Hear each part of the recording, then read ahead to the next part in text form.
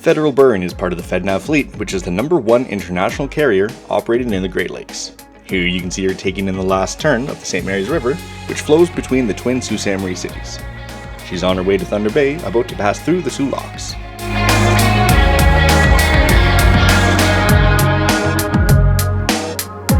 The Bering is a general cargo ship with hydraulically operated hatches covering 6 cargo holds.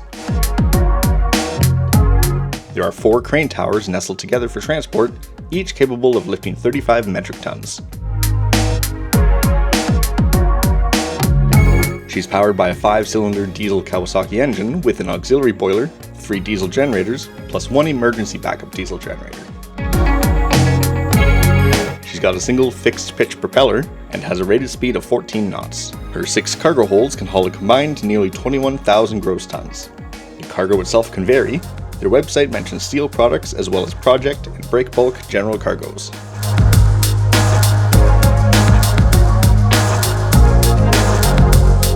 The Bering has a 1C ice class rating, which means she can handle ice about 40 centimeters thick, which is plenty enough for the shipping season on the Great Lakes.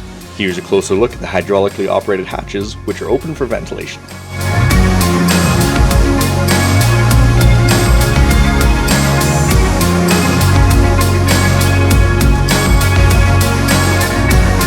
The crew were on deck getting ready to traverse the Soo Locks.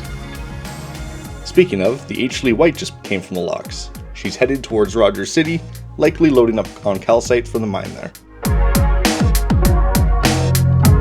These two ships serve very different purposes, but still share a lot of similarities.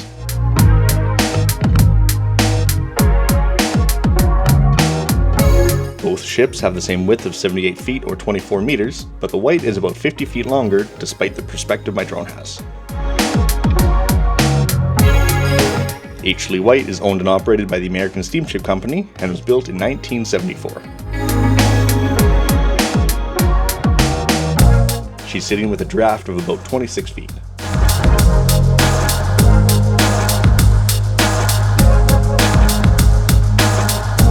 Heading back to the Bering, she's got about 6.5 meters of draft, as well as the modern gravity launch style of lifeboat on the back.